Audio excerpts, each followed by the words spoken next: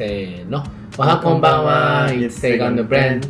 はい。ベトナムのマックを注文してみました。はい。結構違いますね。結構違う。もういろいろ頼んでみたんだけど、早速ね、何をオーダーしたか、紹介したいと思います。まずじゃあこの大きい箱から。フライドチキンって書いてあるじゃないですか。こんな感じ。これは日本にはないね。ないね。これはなんか韓国ソースとチーズソースのフライドチキンっていうやつ。はい。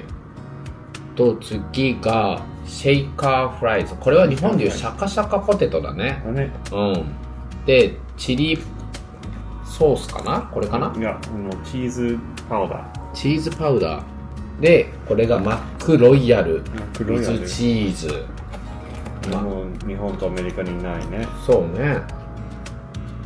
ロイヤルなんだって。何がロイヤルなのかわかんないけど頼みました。はい。で、それからなんかヨーグルト、キウイヨーグルト飲み物、なんかベトナムなんかいろんな飲み物あったね。なんかコーヒー、ベトナムコーヒーもあったし。そうね。飲み物のなんかバリエーションがすごい多かった。多かった。で、本当はなんだろう、チキンナゲットみたいなやつを頼んでたんだけど、それは入ってなかったです。そう、来なかった。そう、ソースだけはね来たんだけどね、中身のナゲットがちょっと届かなかったっていう事件が起きてしまったんですけど、まあそういうこともありますよね。っていうことであったからね。そういうこともありますよ。ということで、もう早速食べていこう。今日はね、この食べながらちょっとベトナムどうですかみたいな、ちょっとお話をしていきたいと思います。はい。今日ベトナムにもう来て、今日で4日目。ね。めっちゃ長く感じるけどね。長く感じる。もう朝から夜まで活動してるからね。一日が長いのよ。もうベトナムに住んでるって感じだね。シャカシャカしちゃおうか。どうぞ。どう？マックはその味？そのまま？ちょっと違う気がする。ちょっと違うね。シャカシャカポテトってあったっけ、日本にも今。今なんか梅のやつやってたよね。梅のやつか。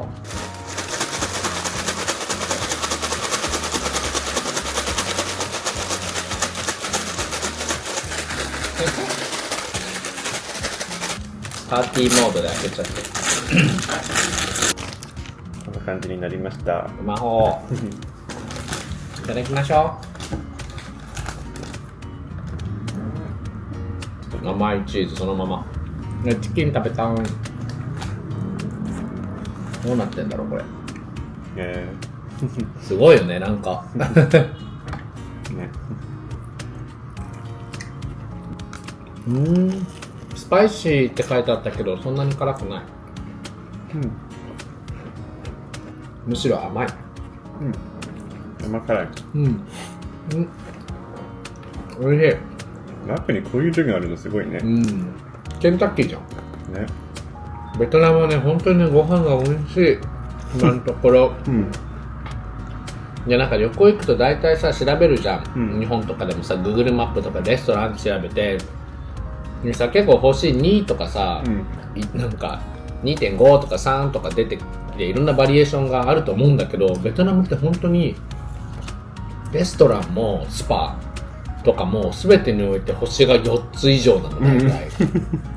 だから逆にどこのお店選ぶか難しいし、でも全てが星4以上だから多分お客さんとかも散らばるから、なんか混んで入れないってことがない。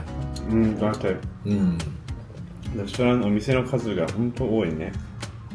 多い。コーヒー屋さんも多いしね。確かに待ったことないね、レストランで。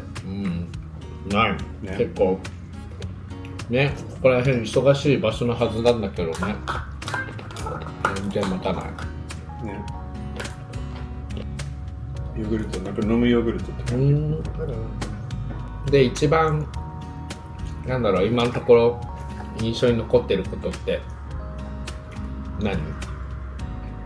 多分いろいろありすぎると思うけど、でもやっぱりさ、そのなんだろう、交通、今もねちょっとクラクションの音とかもしかしたら聞こえてるかもしれないけど、やっぱりクラクションめちゃくちゃ鳴る、だけどなんだろうね、その愛のあるクラクションそうだからなんかまあそれね、ちょっとどいてとかの意味もあれば、ちょっと私今から通りますとか、あと後ろちょっと追い抜くから気をつけてね、みたいな、そんないろんな意味のクラクションの意味があって、なんか日本とかアメリカとかはさ、もう基本的にさ、はい邪魔邪魔とかさ、危ないとかさ、おいお前みたいな感じで、怒りのね、怒りのクラクションなんだけど、ここは基本的には怒りのクラクションじゃない。なんかすいません、気をつけて。はい、渡ります、すいませんみたいな、なんか自転車のチリンチリンみたいな感覚レベルで、そうね。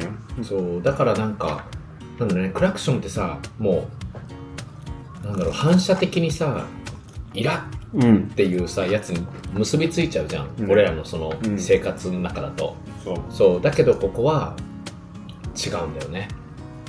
結構違う。そう、それが面白いと思った。あと赤信号がない、ね、あんまり全然ない、信号がない。まずあるけどめっちゃ少ない。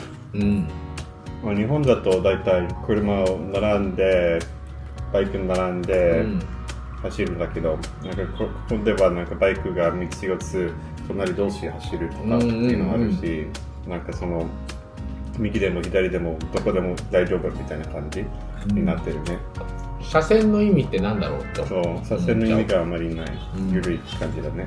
でも全然なんか事故とか見てないし、まあね、あると思うけど、でも、今なんかすごいそれに慣れてそうだね。なんか本当にもうこの人の間を縫って、なんかさ、そのスクランブル交差点とかも歩くじゃん、渋谷の、まああれの車バージョンだよね。一つ一つが車で、なんか本当に間縫って行く。でもなんかそんなに怒ってない。怒ってないんだけど、全然みんな顔が平和な顔だけど、道渡る時も車は横断歩道とかあるんだけど止まんないね、基本的に。止まんない。だけどなんかちょっとずつなんかこの昔のそういうなんかゲームがあったと思うんだけど、こうやって道を渡っていくパイルのゲーム、あんな感じ。なんかちょっと行って待って、もうちょっといて、でなんかその向かってくるバイクはちょっとスピード落としてくれたり、ちょっとなんか下げてくれたりとかするんだけど、そうね。やってみるとそんな難しくないけど、そうね、意外といける。ソーセージのやつ買ってみよう。そうそう。こんな感じ。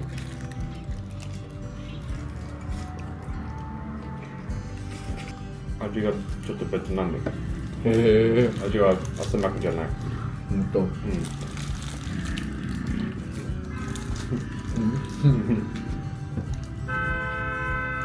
味が全然ベトナム。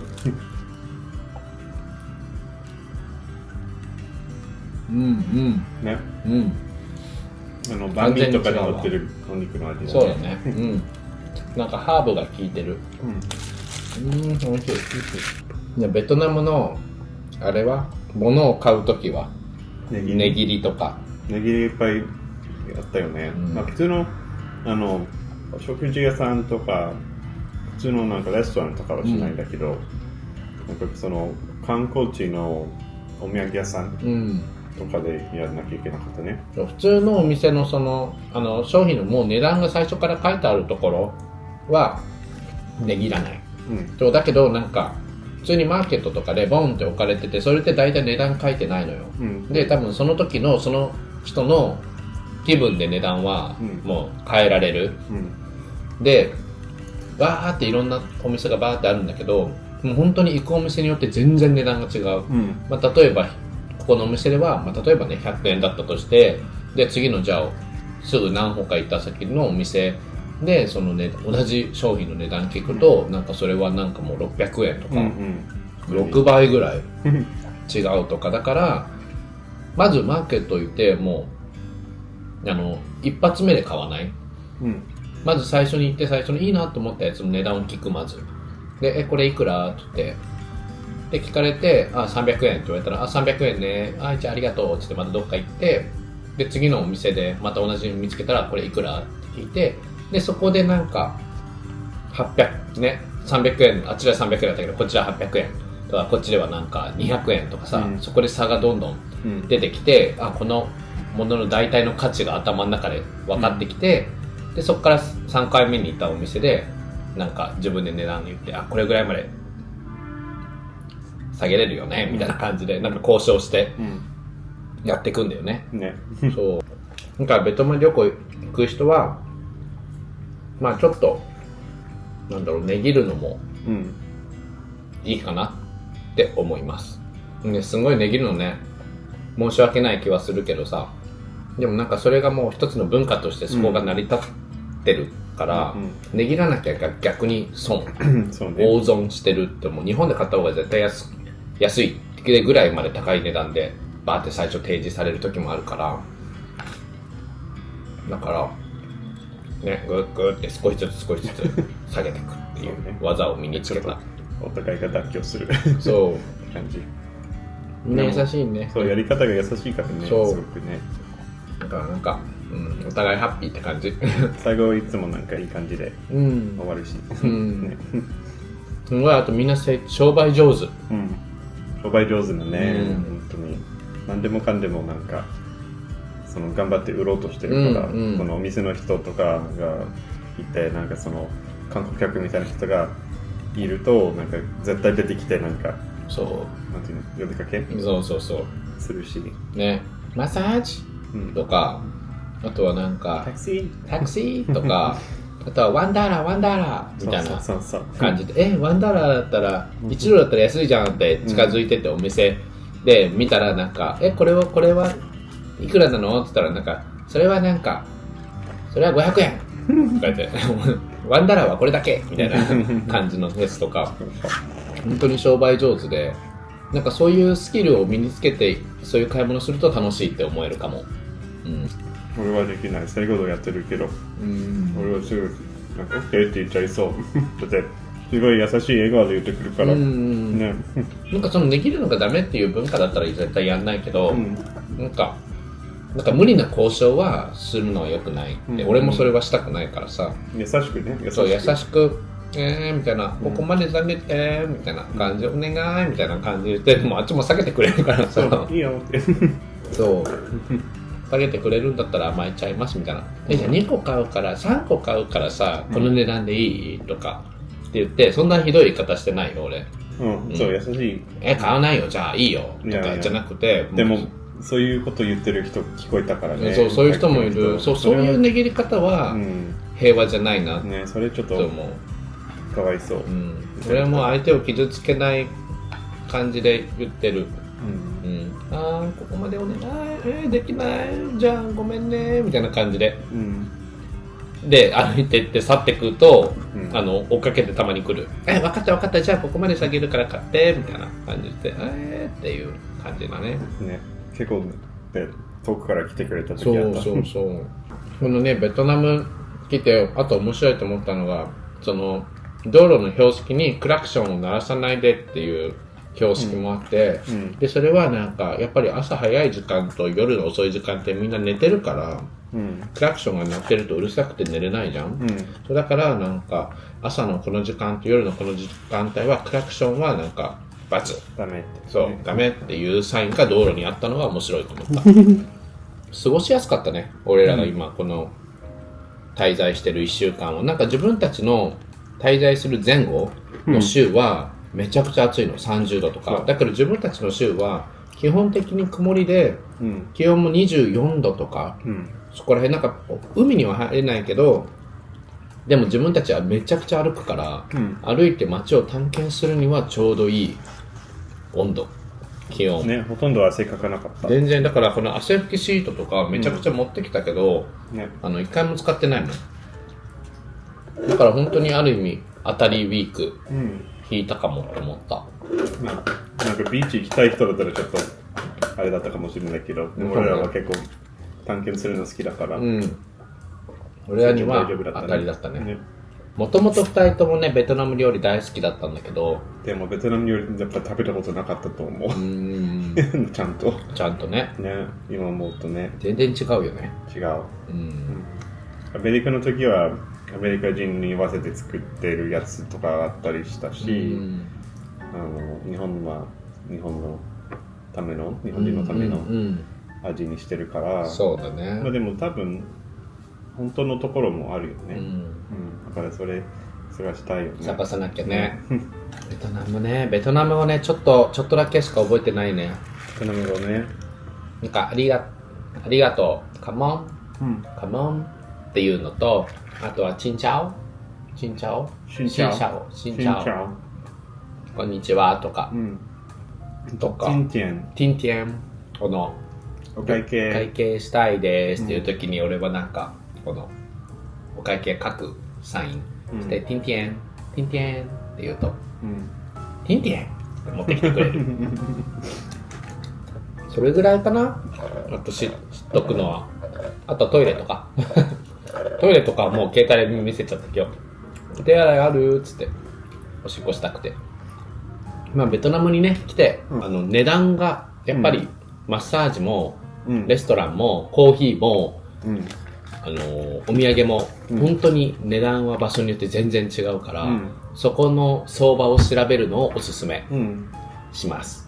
俺らもちゃんとなんか大体の相場が分かるのに 2,3 日ちょっと多分かかったと思う。そうだね。だって行ってさ、最初って分かんないじゃん、値段。コーヒーで例えると、そう、ね、コーヒーは場所によったら500円で、なんかすごいね、俺らも今日の朝見つけたね、その行ったコーヒー屋さんは、まあ大体100円150円ぐらいなのかな、150円ぐらいのコーヒーでもね、大体全く同じものなんだけど、違うところだと500円とか400円ぐらいで売られちゃったりとかするから、その観光っぽいところは高い値段になってる、観光プライスになってるね。だけどちょっと路地とか入ると、なんか安いもの見つけられるから、まあそこはなんか自分たちのニーズに合わせてやってもいいかも。高いって言ってもそんなに高すぎないからさ、全然それでも日本よりも安いぐらいだったから、そうだけど探そうと思えばマッサージもご飯もコーヒーも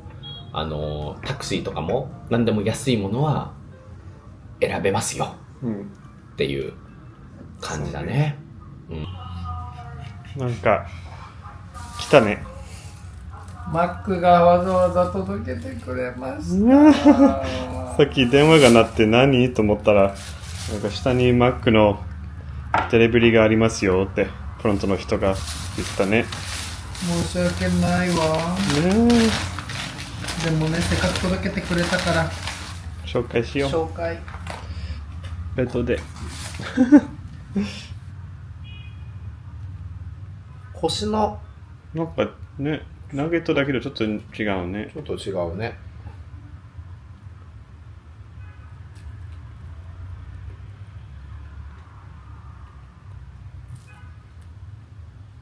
どう？食感もちょっと違う。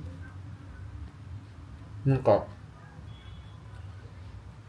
出来たてだからかわかんないけど、なんかちょっとプリプリとしたエビを食べてる感じ。なんかその食感はね、味はもちろんチキンソースもまた入ってるよね。食べてみたい。